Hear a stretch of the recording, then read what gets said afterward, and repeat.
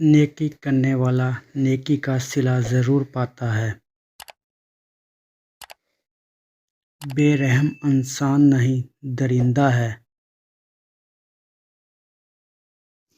مصنف اور عادل کو اللہ اپنے عرش کے نیچے سایہ دے گا۔ دولت کو صدقہ جاریہ میں لگاؤ، آخرت میں کام آئے گی۔ دنیا بے وفا اور انتہائی ناقابل اعتبار ہے۔ اس سے فائدہ وہی شخص اٹھاتا ہے جو اسے مخلوق خدا کی اصلاح اور فلاح میں لگا دیتا ہے۔ ظالم جب تک ظلم نہیں چھوڑتا اس کے حق میں کوئی دعا قبول نہیں ہوتی۔ جو شخص کوشش اور عمل میں کوتاہی کرتا ہے، پیچھے رہنا اس کا مقدر ہے۔ نصیحت اگرچہ ناخوشگوار ہوتی ہے لیکن اس کا انجام خوشگوار ہوتا ہے۔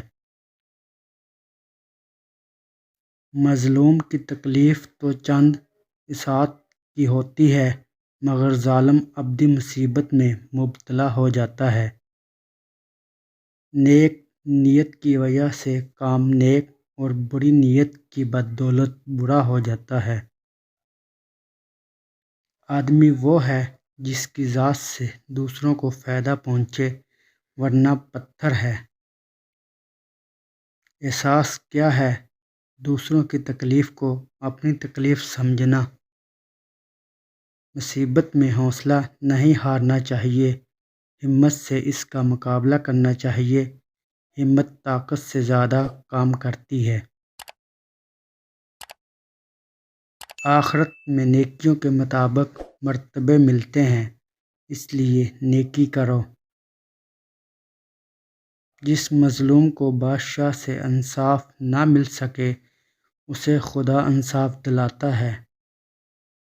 حقیقی بڑا تو وہ ہے جو اپنے ہر چھوٹے کو پہچانتا ہو اور اس کی ضروریات کا خیال رکھتا ہو۔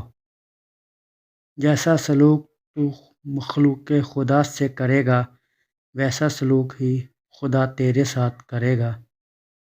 جب تو خدا سے مغفرت و عطا کا طالب ہے تو جن لوگوں کی امیدیں تیری ذات سے وابستہ ہیں تو انہیں بھی محروم و مایوس نہ کر۔ نطفے کو خوبصورت انسان بنا دینا اللہ تعالیٰ کی قدرت کا اعجاز ہے۔ پانی کی بوند پر ایسے نقش و نگار کوئی نہیں بنا سکتا۔ خداوند تعالیٰ متحمل بھی ہے اور رحیم و کریم بھی۔